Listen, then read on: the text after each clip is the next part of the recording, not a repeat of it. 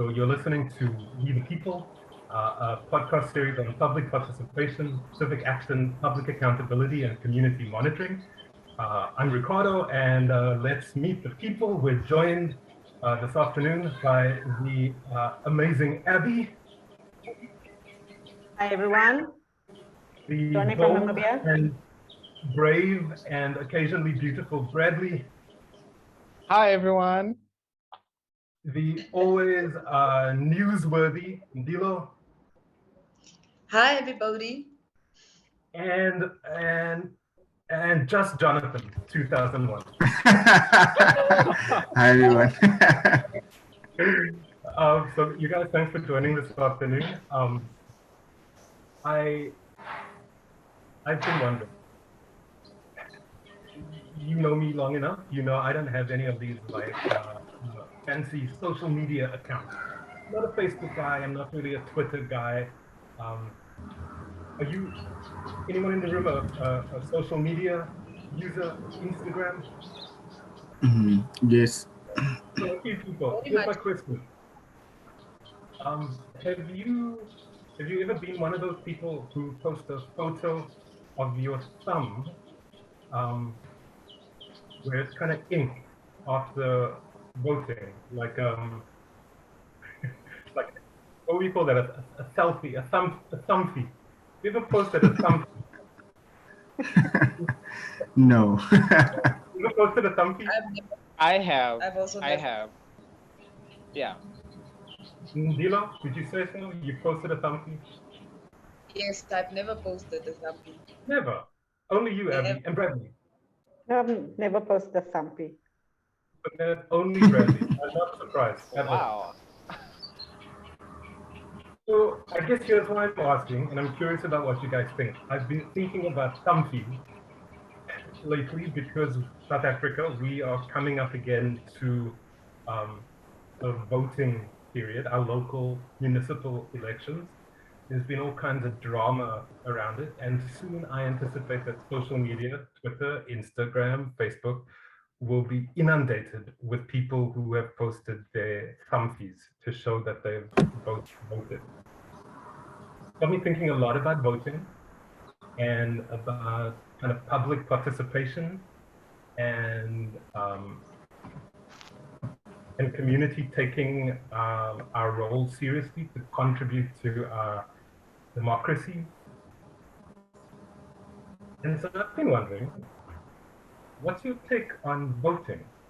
Are you into it? Did you vote? Okay. I mean, I'll start.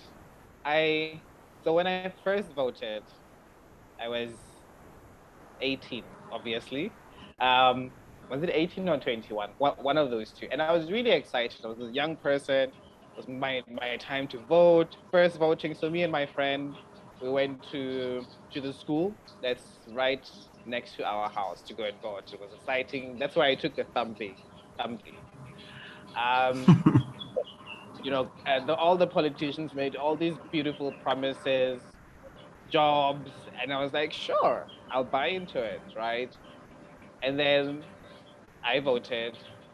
This was the first election that I could vote. And the second one, I'd registered, but I didn't go and vote, you know, because I was like, okay, it's just going to be the same old cycle. So the first time I voted, the second time I didn't vote. So my views on, it was sort of like losing trust in the system, the voting system.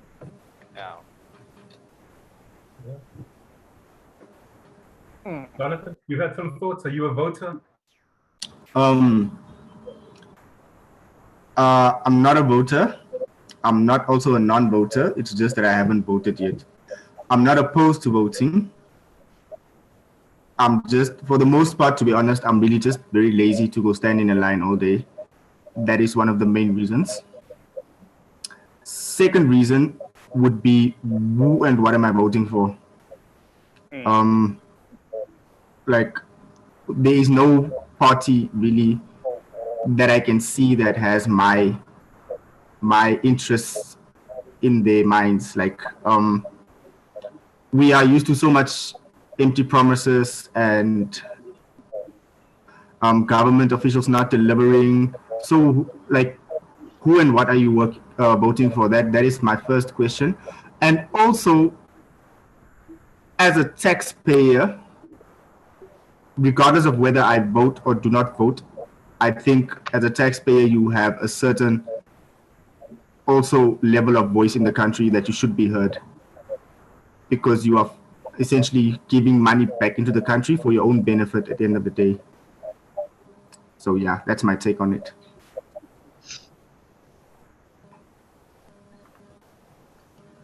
Very much. Very much. I totally agree with Jonathan. And I've not posted a thumpy before because I've not voted before, but it's not that I'm a non-voter or an anti-voter. But I think as I've grown much more and matured, I've become much more politically conscious. I understand the importance of voting. And also I understand I can make sort of informed calculations about what to vote for, who to vote for. And currently, as it stands, I think that window of opportunity has already passed, because the next time to vote again for Namibia at least is in the next 3-4 years. So there's still a lot of time to just assess the developments and the outcomes and the outputs of these current political parties. But when the time comes, definitely I'll be posting my thumbie. Abby, do you share Jonathan's sentiments? Are you a voter? I think I voted maybe twice when I was much younger, not with the last elections, because my thing is also, I don't know who to vote for. I don't know who will really take the arguments to heart, especially I've been very disillusioned working in the space that we have been working in, hearing from decision makers, not all of them, but just even the scandals that a country as Namibia has been like we made headlines. It's been embarrassing. And so for me, like voting for a particular party is like taking accountability in that very muddy waters. So I've been extremely disillusioned these past few years. Kind of like if you participate in it, then you legitimize it, even though you don't think it's up to scratch. I also married like in community of properties, so if my husband votes, then it's like no, I'm kidding. I know it's not. I know.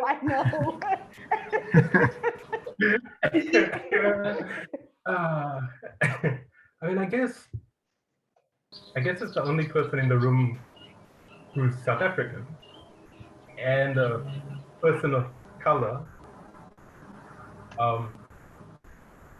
55-year-old person of color. I guess I understand what. I get that the system is imperfect, and I get that the options are really limited, and it's kind of like which one is the better of multiple evils to choose from. Like there's no great option. There are many imperfect options, but I guess for me there's something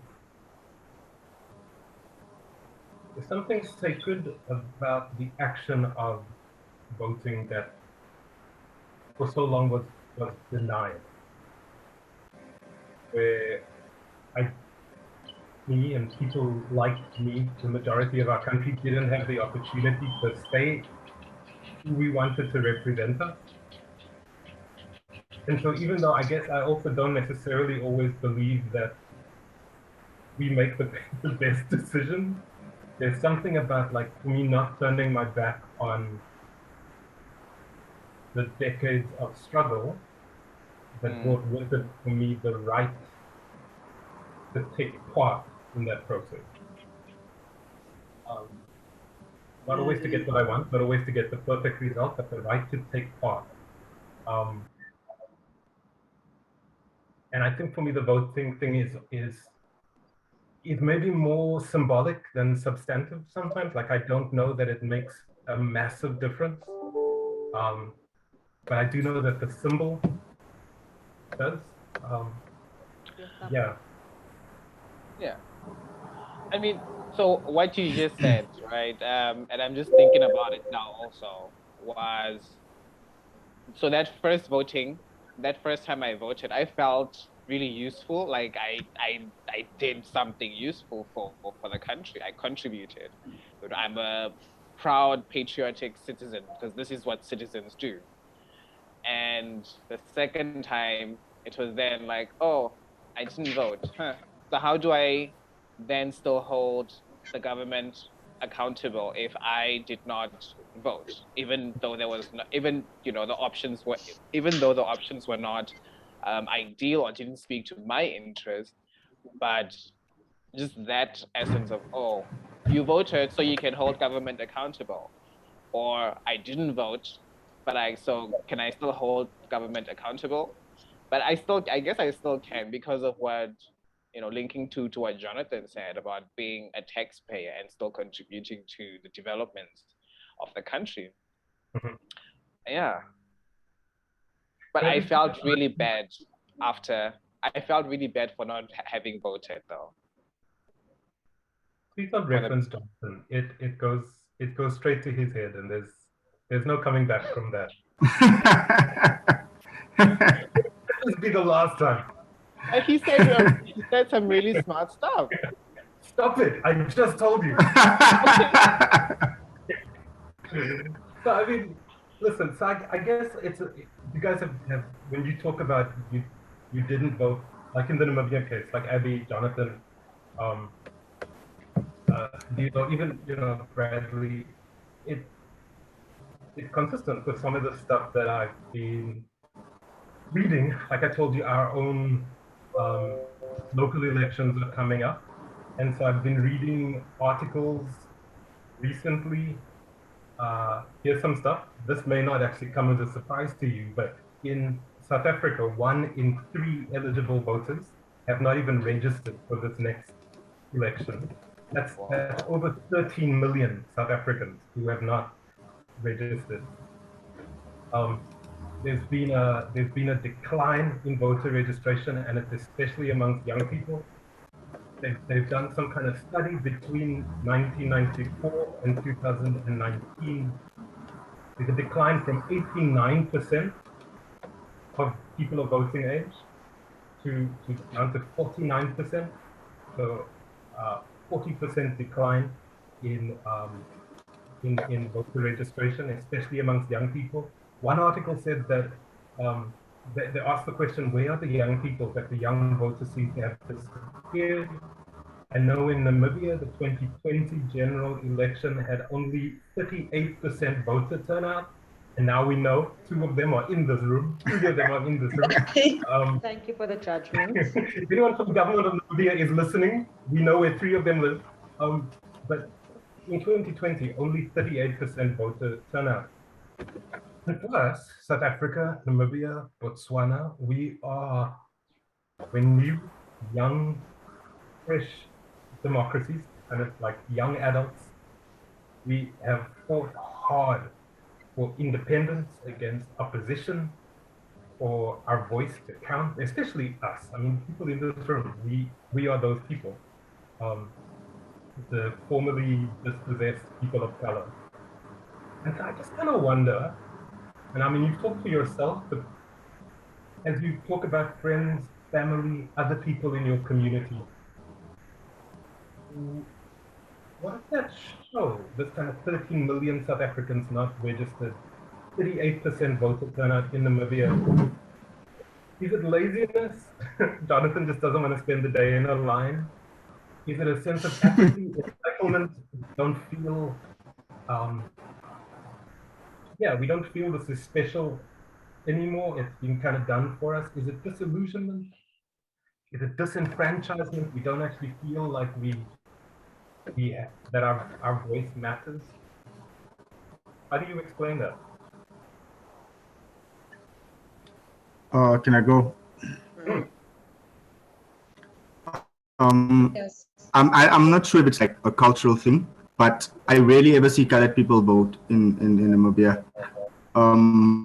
Whether they are adults or young people, we don't partake in like anything political.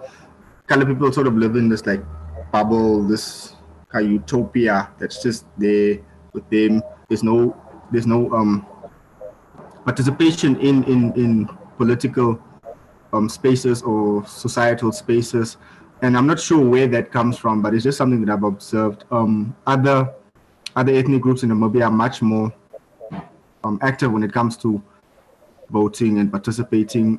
Also, white people in Namibia in the last elections was the first time we actually like saw like white people come out in like numbers and actually vote, and it made a big difference. I think that also changed perceptions a bit and made people really want to partake in the next election, because we actually saw how the numbers were toppled at the end of the day, how SWAPO didn't win as greatly as they used to. So I think that last election really had a great impact on perception changing. I want to agree with that. I think I was really trying to contextualize exactly how and why is it that people don't come to vote. Part of it is, I believe, a lack of trust in a specific political party or a politician or a upcoming politician.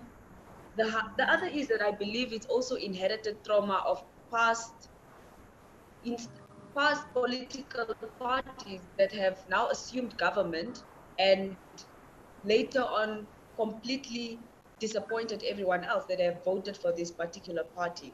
And then also I think participation seems like labor for some people. I think what comes to mind is really that I think that sometimes politics holds a mirror to our faces and to us, to our lives, on the things that we lack. And I think that is something that people are sort of actively, consciously trying to avoid, because once you engage in politics and you start looking at what people need to be voting for and on, they'll begin to realize, well, my life is not actually as it should be, because we've voted for all of these many years, and through that have also not been have been sort of been faced with unmet needs. So I really think it's something that deeply for many people it's a trauma trigger to talk about politics and to vote, to participate in voting. Former trigger. I think, yeah, pretty much similar sentiments from Botswana also, and what I've also seen here is there's a lot of people who are older. So the older people, our grandmothers, grandfathers, aunts who are older that vote. And so here also there is that, I don't know what the right word is, but affiliation, the need to be true to the ruling party, because the founder of the ruling party was the first president. He went to England, got protectorate for the country. So there is that sense of loyalty that the older people still feel the need to. So they just go and vote. They look and vote. So regardless of who the candidate is, regardless of what they said they're going to bring to the community, what sort of developments they're going to bring, as long as they just look out for the party color, then they'll tick on that. And I think that has infuriated a lot of young people, because over the years, young people have also started to question, why is the government not doing what they said they would do? There's still high rates of unemployment, especially with us young people. You said you will have laws that are protective. That is not happening. There's high rates of corruption that is still happening.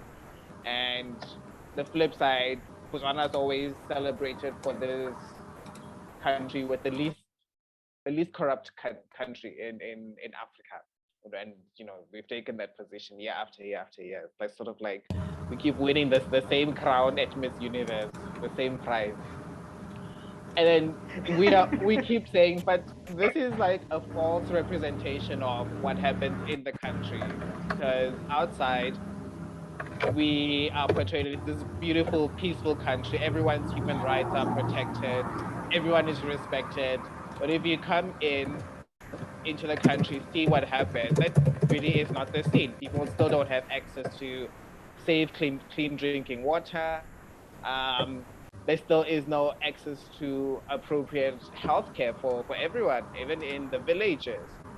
So I think a lot of young people then are just tired of always having to speak, complain, but no change happens, and even platforms that are there where we can hold our ministers, our councillors, our ward councillors accountable, they have no power really. It's just there, people go and talk, politicians say, okay, yeah, Bradley, we've noted your point.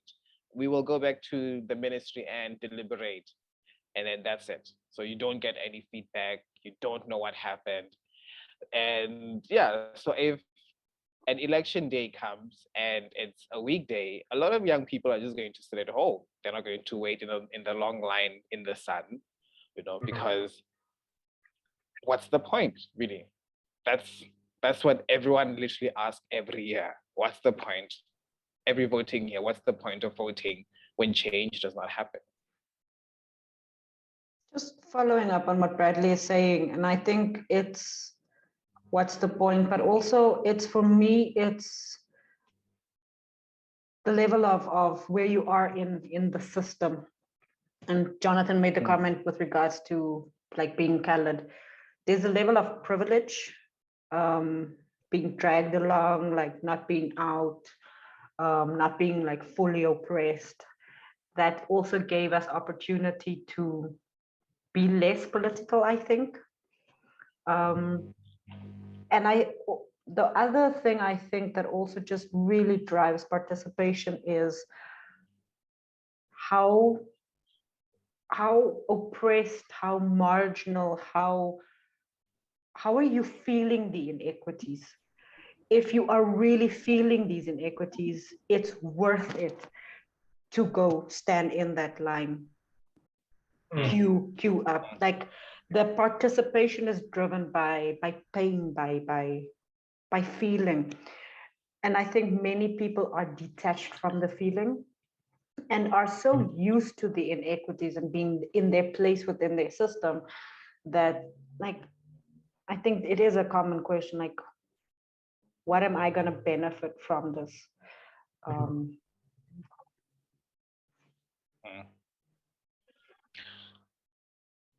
mean, it's an interesting, I mean, there's two things here. I think Bradley's comment and linked to this question about how do I benefit, this comment about accountability, I guess, if we felt that our participation in voting continued through,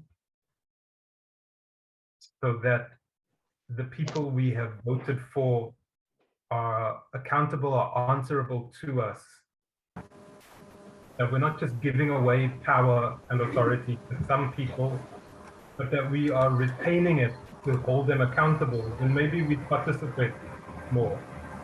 And I guess I wonder, I'm with you fully, that one of the reasons why people are not participating is that they are not experiencing the benefits of that same society. So people are disillusioned.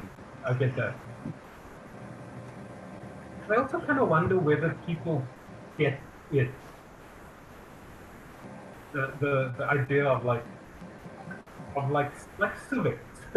And I don't know. I mean, as Jonathan has reminded me, it's been 2 million years since I was at school.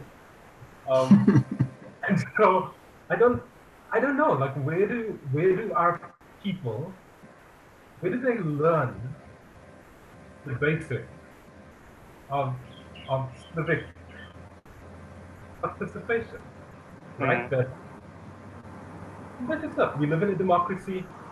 We get to choose the people who are there to represent us. They are not there in power. We put them there in trust. They are our representatives, not our rulers. It's not a king. Where do we learn that as young people? By young people, I mean like Jonathan and Ndilo. And Abby. And then where do us old people, like, you know, me, Bradley, Abby, where do we learn that? And so do you feel like our population, whether they're cultural, cultural ethnic groups or not, do we get how that works? Yes, I'd like to jump in here. Just where we learn the basic principles, or I think behaviors of participation. And I was doing a presentation some 2 years ago or a year ago. It was with the Youth Leadership Development Center. And the presentation was on whether or not we should reduce the voting age in Namibia, because currently the voting age is at 18. And whether we should reduce it and why, or why we shouldn't. And I did actually argue for that it should be reduced. And one of my reasons were that if we're looking at our basic understanding and concepts of voting, we already have it embedded in our systems. We vote for class captains all the time. We vote for, whoever all the time, a prefect all the time. So we already understand basic precepts of voting and participation.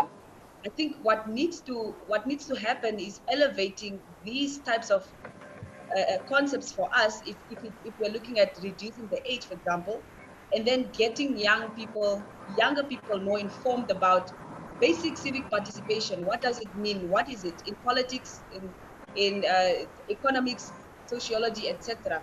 So I really think that we already have basic understanding, sort of background know-how of participation in voting.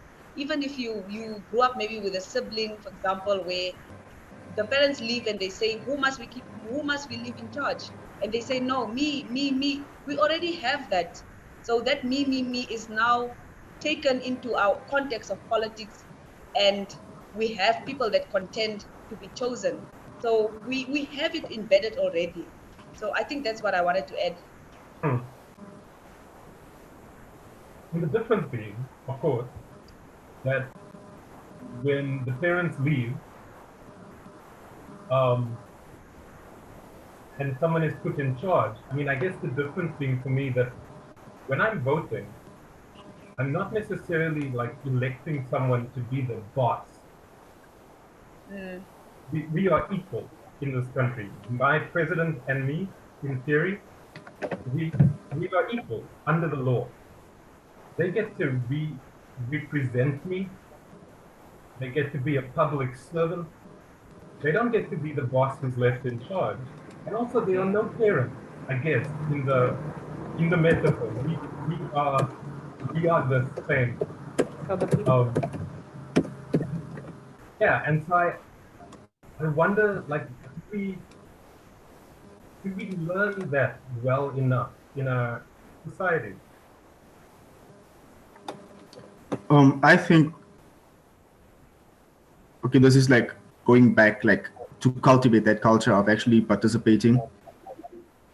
If, like I personally, if I was in school at a primary level and we had access to the Namibian Constitution, we had access to Chapter 3, if that was taught to us from primary school up to high school, and we really understood what Chapter 3 is all about, I think it would be easier to recognize that there are injustices in society, and that would really make it easier to really want to get involved and want to make that change. But now a lot of people don't even understand what rights are being infringed. They don't understand that they have a voice. They don't understand what the Constitution actually says. And I think that is also what plays a part in not getting people to vote. My second part is, in this country where the ruling party, I think it's also like the same in South Africa, where the ruling party are the liberators. They are the ones who freed us from apartheid. How dare you challenge them? How dare you say something to the leaders? How dare you stand up to the elders? You know, it's this sort of brainwashing type of thing. If it wasn't for us, we wouldn't be here today. So we have to be happy. And I think for the older generation, they were happy at the end of the day to not be under the rule of white people. But I think for our generation, we're not fine with that. We want what's ours. And I think that is really like the spirit that's really being born right now in Namibia. The tide is changing. People want to become a lot more involved. They want to be heard. They want to be in spaces. It is the young Jonathans and Ndielokelwas that are doing submissions, holding people to account. It is the older generation that I think are so tired and like so over it. Like, oh God. That, yeah, so I think especially for Namibia, and I've been seeing it, it is, there's a changing in the weather, and people are a lot more willing to be civically engaged in these processes, the process of democracy.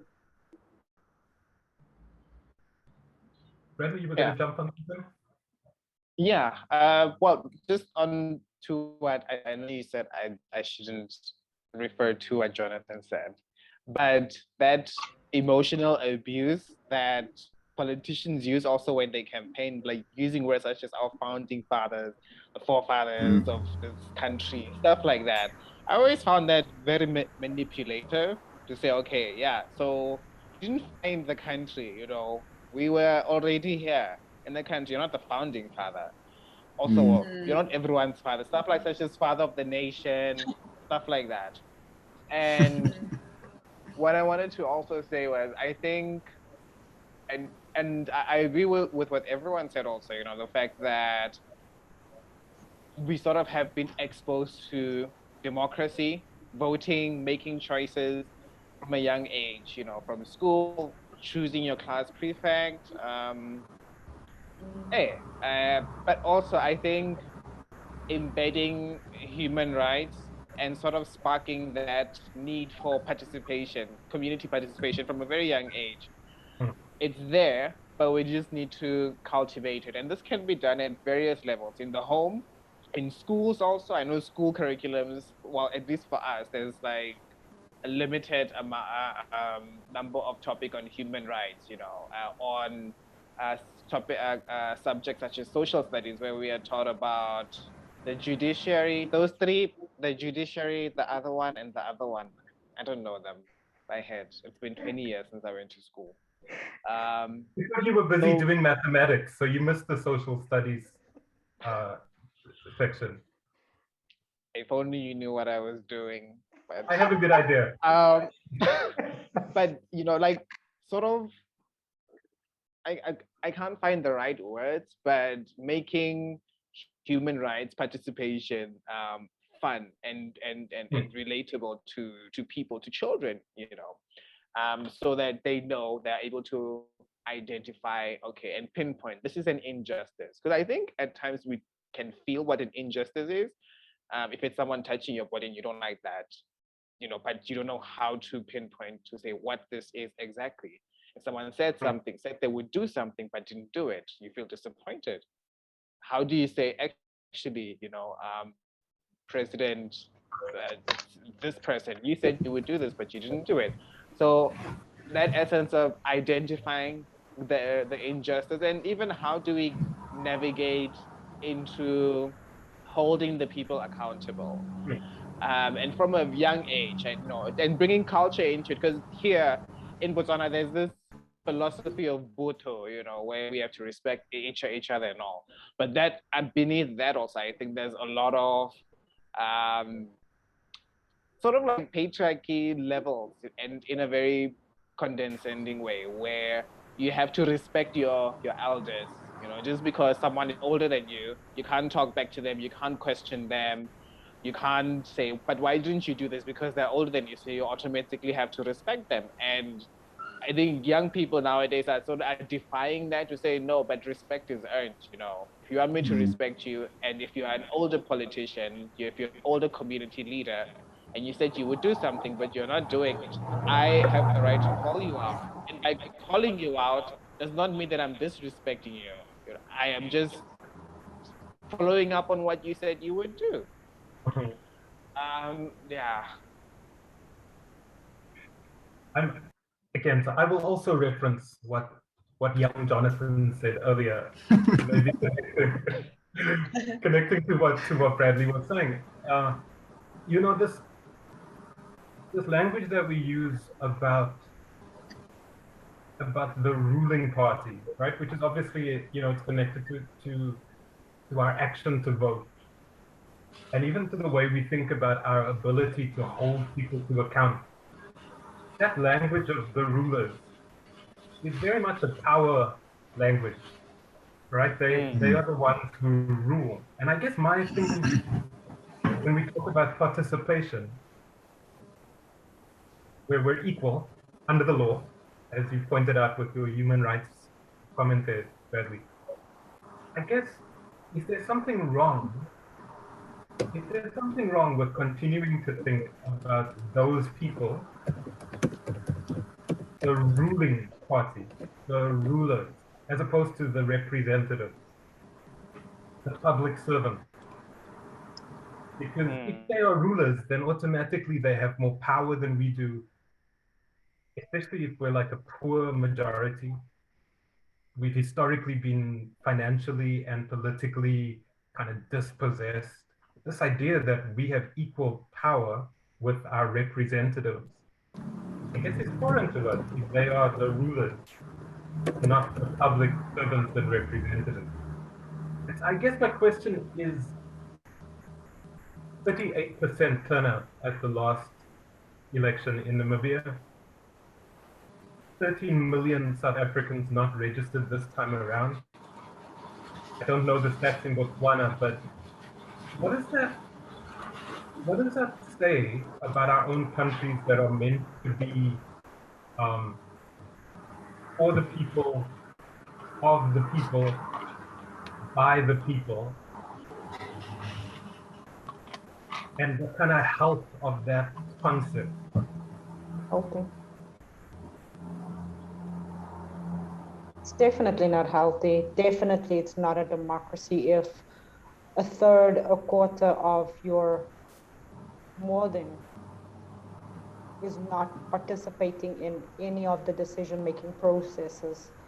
It shows that there's some deeply entrenched, I think, systemically, like nationwide loss or disillusionment.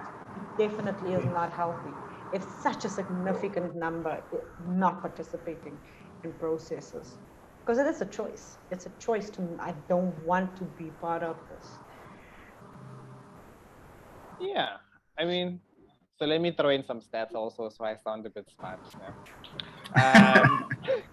So looking at Botswana's IEC, right, our independent electoral commission, which also people don't trust here, you know, because there's been claims of election rigging, which then leads to loss of trust in the government and in the election and in this whole idea that elections are free and fair and independent also.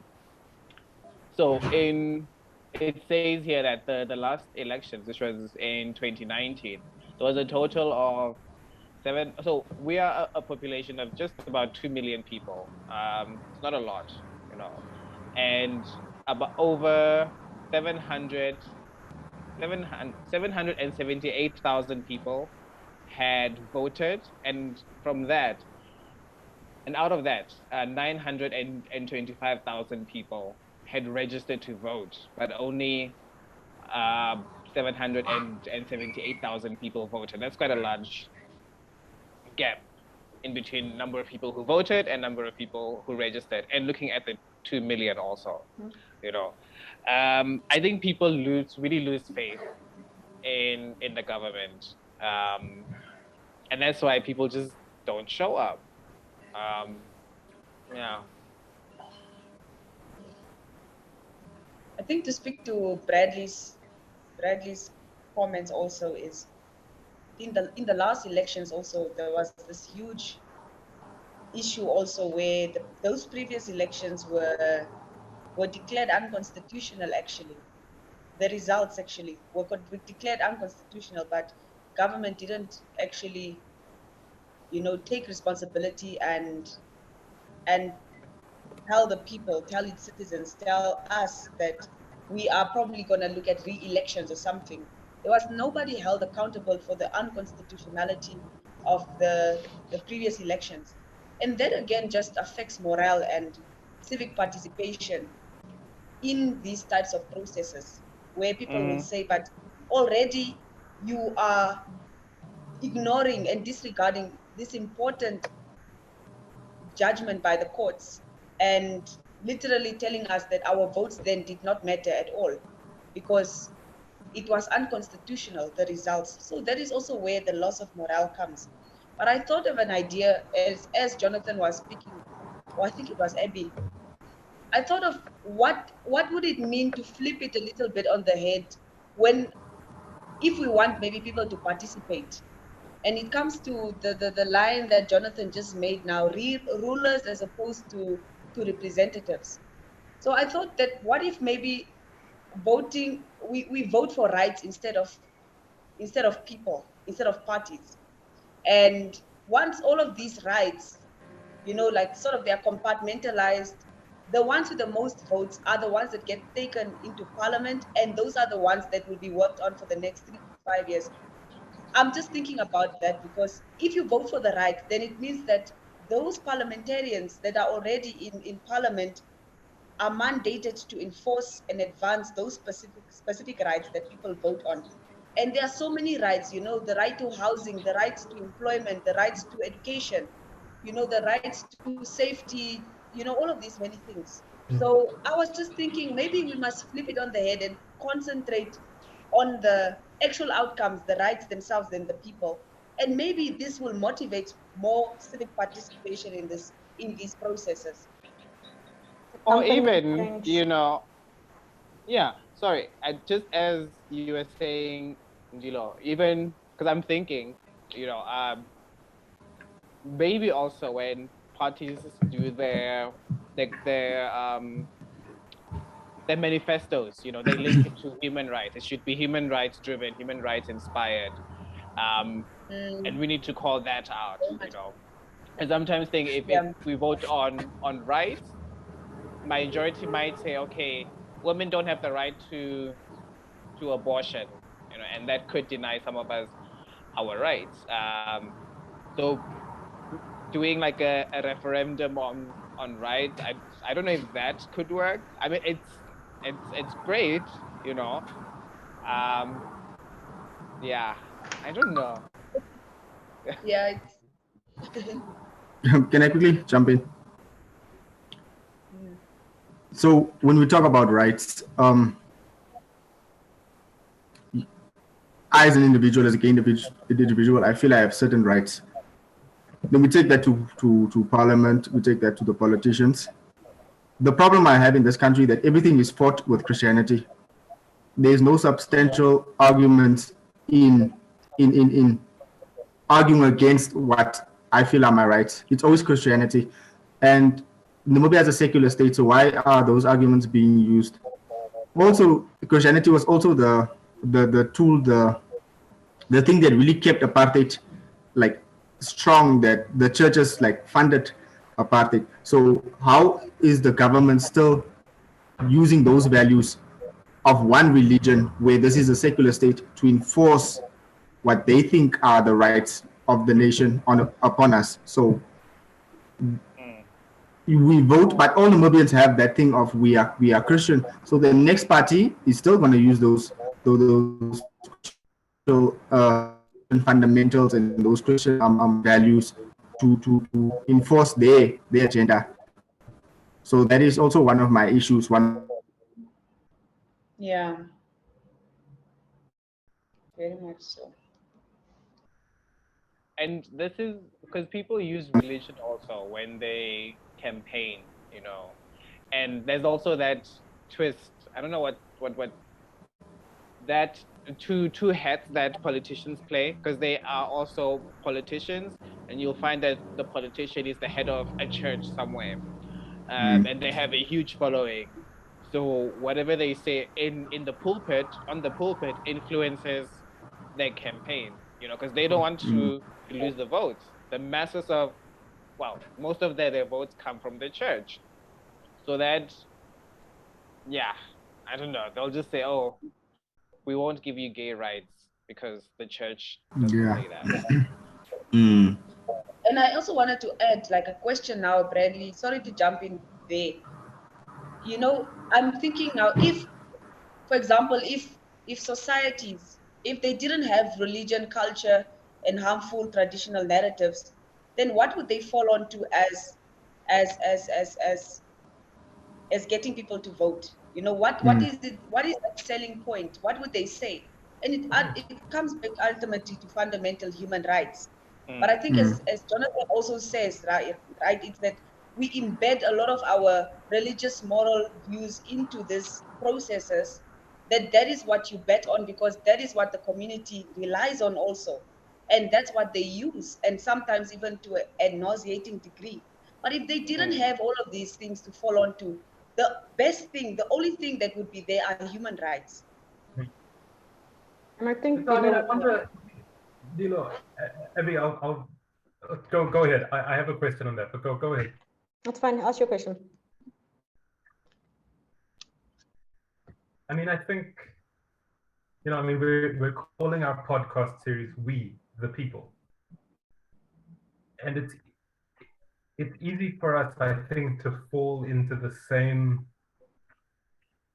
fall down maybe, and roll down the hill of the same power gradient, the same slope that puts the politicians, the people campaigning, at the top of the hill, and the rest of us are just like down at the bottom. Shame, these people use religion. They are exploiting us. And to be fair, religion, much like party politics, has also played with power for a long time to control people and their choices. But we are the people, right? And so I bring us back to the question at the kind of top end of the discussion. What is it about us that makes us feel we live at the bottom of that hill? Then maybe I can say what you're saying. The politicians, they use, even what Jonathan just said, religion to control us. But, arguably 60% of your voice is silent. And so, I bring us back to that question. Is it fair to say, look, Christianity is controlling us when the majority of people are just not expressing their voice? That's a 38% reflection minorities. And so I just bring us back, I guess, to that question of, I think I want to add to this. Is we. It's the same argument. Sorry, am I audible? Yes.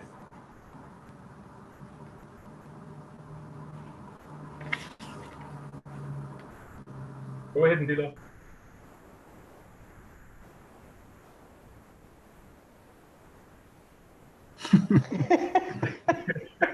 This is what we call a technical difficulty. Ndilo, that's the room. Okay, let me quickly before Ndilo comes on, I think my comment was related to, especially if we are part of a minority group by sexual orientation, gender diversity, through our choice of work, ethnic group, that 38% is even more significant, because we are a drop in that 38%, and it's even more important now if we use a minority lens with regard, I don't know, I think Bradley mentioned manifestos. If we use that minority lens, looking at what does the current law say, what does the current manifesto say, what does the current politician say, and using that it becomes even more significant and even more important, I think, to vote, because that little bit of representation that you get in the numbers could be for 2 million people be significant. I don't know if it's going to be significant for 30 million, but it's definitely going to be significant for 2 million.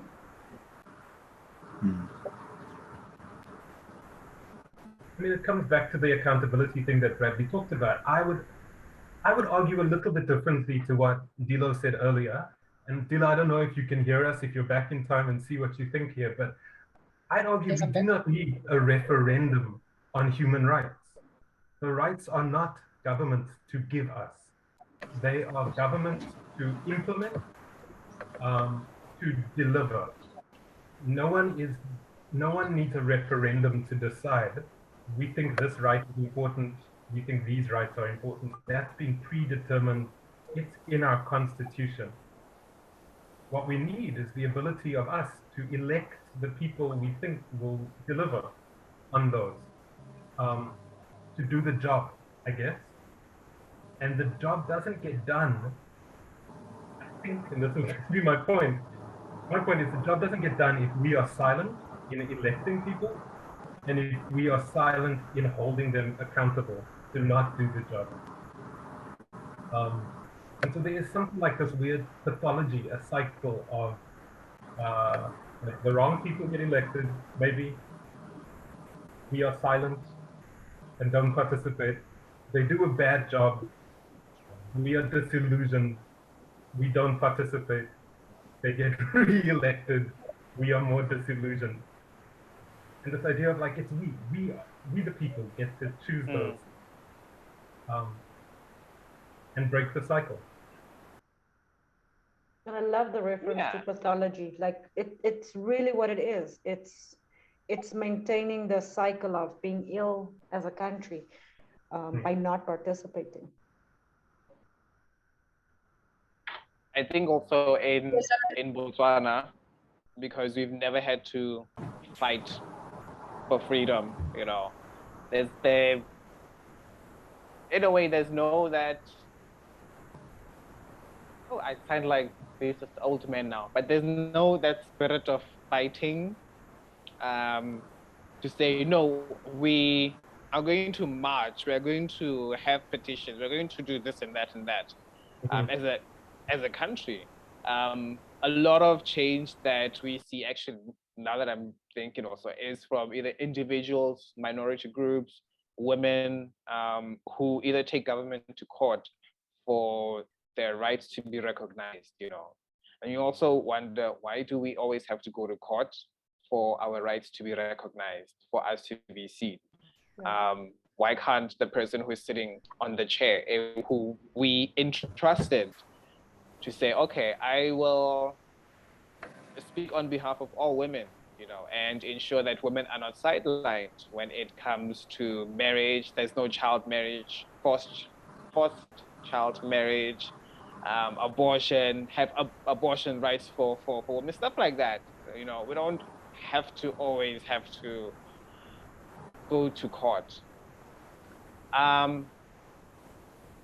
I think also, yeah, so that also influences a lot on people here just saying, okay, no, what will we do? You know, there's this saying, you know, in Setswana, oh, you know, like, what will we say? What will we do? And just like, and then we just sit there and sit in the corner. I would rather complain to the person sitting next to me and say, oh, this one is not doing that, that one's not doing that, but not go and say, okay, going beyond just talking to the person that's sitting next to me in the combi, you know, but what do I do after that? I go and complain to the next person. What happens then, right? Yeah. I think just that spark, we just need like, you know, on this old advert for the battery, the energizer bunny, where they would put the battery in and then do that, and then the bunny would go. Drrr. We need that, you know. Yeah. Andy, how would the bunny go?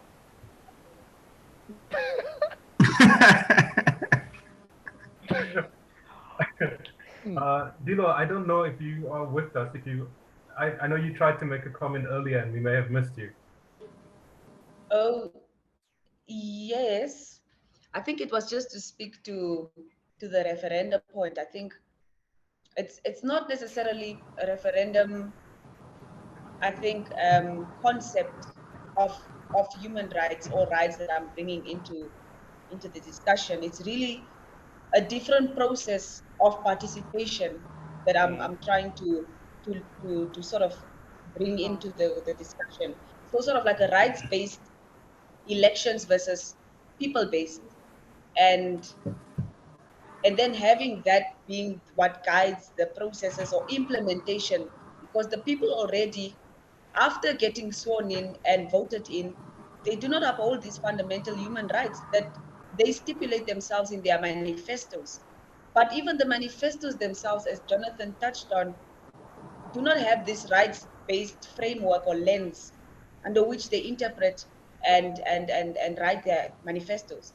So I think it was just another process of participation that perhaps, and beyond that, even that we probably must try to inculcate in our current processes to see where that takes us. Yeah. So, why are we having this conversation? I guess voting is important as a general principle. But voting is like Dilo said, voting is one example of participation. We feel we belong to something with others together, and that something is available to us to participate in. There's been a lot that's been said in the maybe in the public health and policy world these days. There's been a lot that's said about this idea of community-led monitoring. And I guess in my mind, a lot of us are talking about it like it's something new.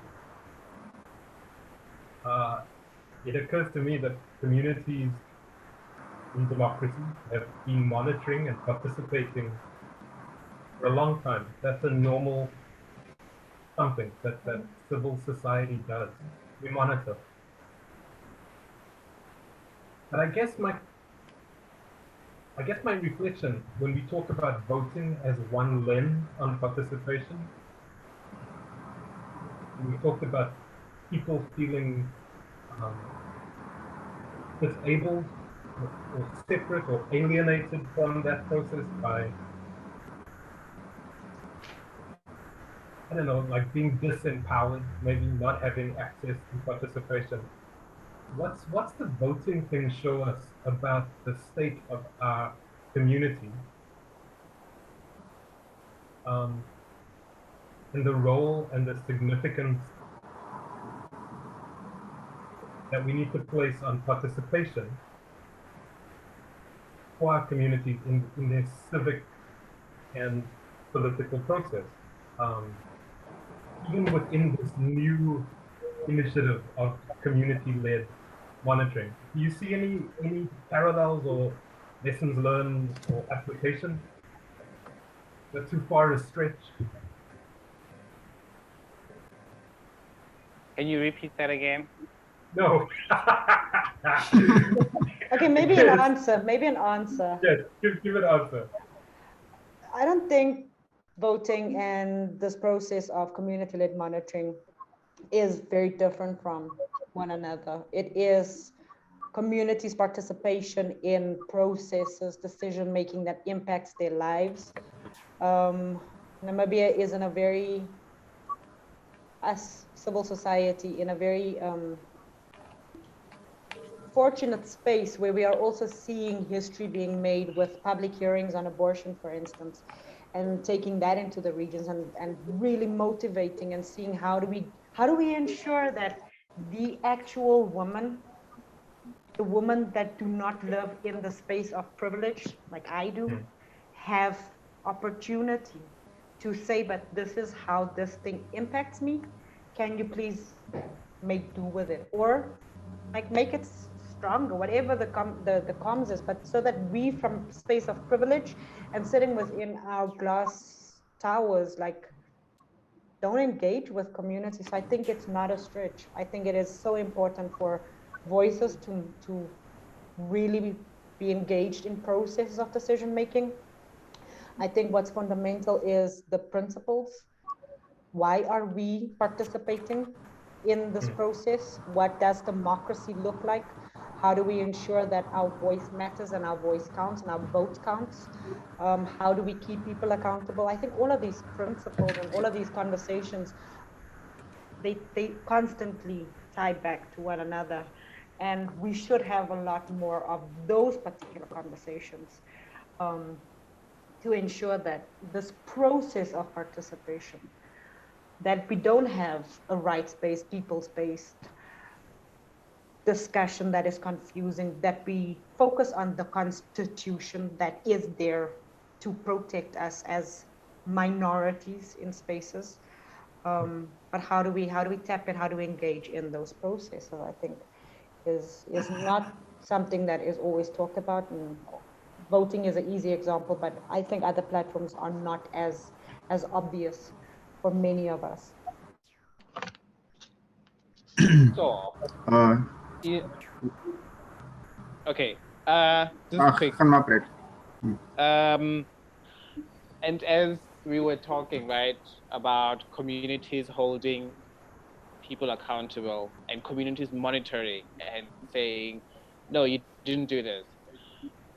Do you guys also think that, this mentality of snitches get stitches and biting the hand that feeds you, I think sometimes that fear also that people may use for communities to say, oh, I'm going to deny, or sort of like threatening people per se, to say, vote for me or else this won't happen, or if you say this, I'll do that and that and that.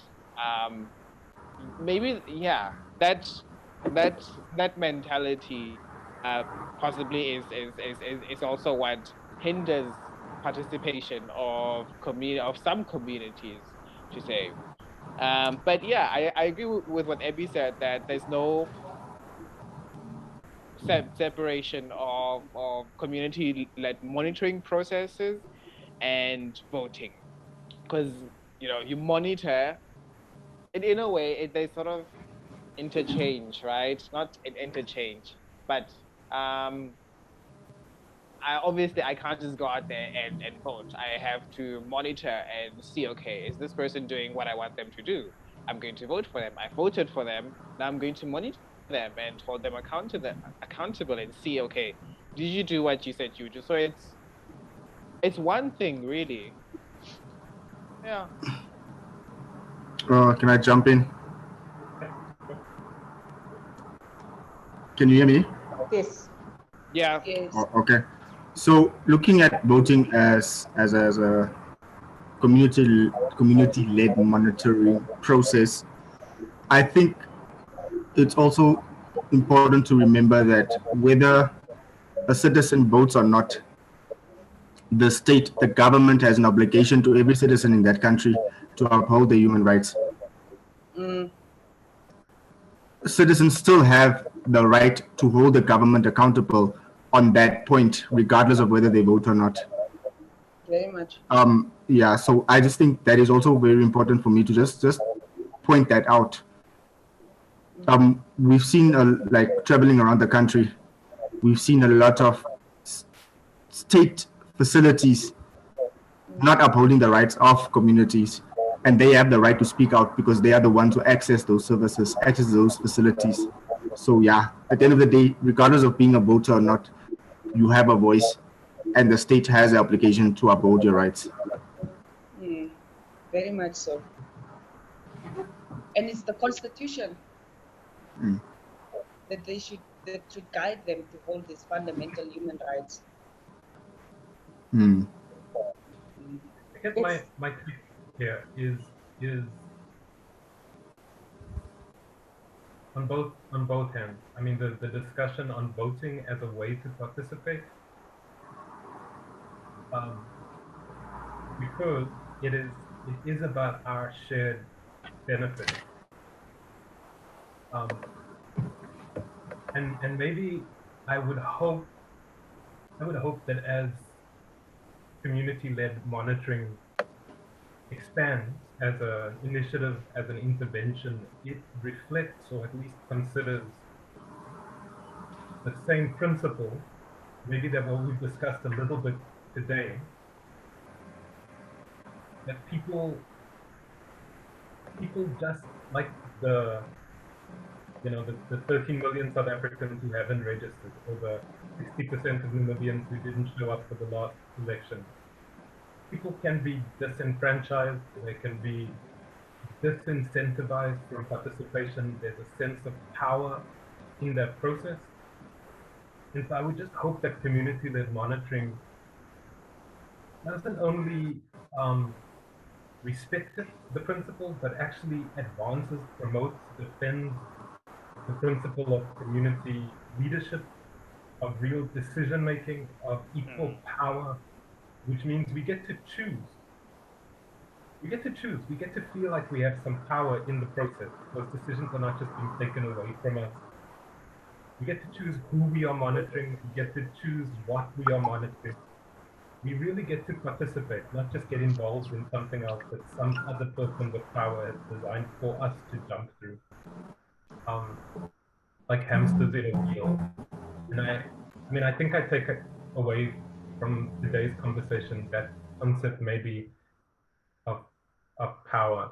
And when we don't have power to decide the terms of our participation, we stay away. And I think there's something really interesting there about how we set that up. Thanks, Ricardo. And thank you, team. I think we've reached the end of this first conversation of a series of conversations that we will be having specifically on civic participation in health systems monitoring, civic participation in public policy monitoring. Ricardo just mentioned all of those. Who do we engage with? Who are the people? We are the people. The instruments that we talk about, who are the watchmen, what are those processes of watching our government, watching our instruments, watching our state? How do we become a lot more civically involved in these spaces, in these conversations? So yeah, I'm very happy that this one happened. It's good given that I know this is specific to Namibia, but I also know that globally, conversation around community-led monitoring is blowing up, and people are trying to find their feet, trying to find what is the applicable process, how do we nuance it for different groups, how do we roll this thing out, what is community-led monitoring. So I think there's a lot of experience in this room. We will definitely be having other participants join us on the conversation. Experts who have been doing this, community people who have been engaging with the process, have been seeing how our voice matters, in which spaces do they matter, how we've been using many of the conversations to influence policy, to influence what is available for especially minority groups in our spaces.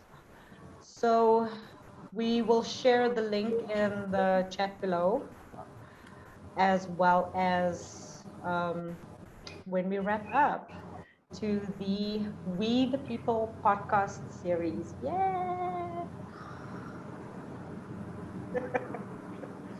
Power to the people. Power to the people. The next one, Bradley needs to do like a bingo for us. Can we say goodbye now, Abby? Bye, everyone. Bye. Bye. Thank you, guys. Thank you, everyone. Bye.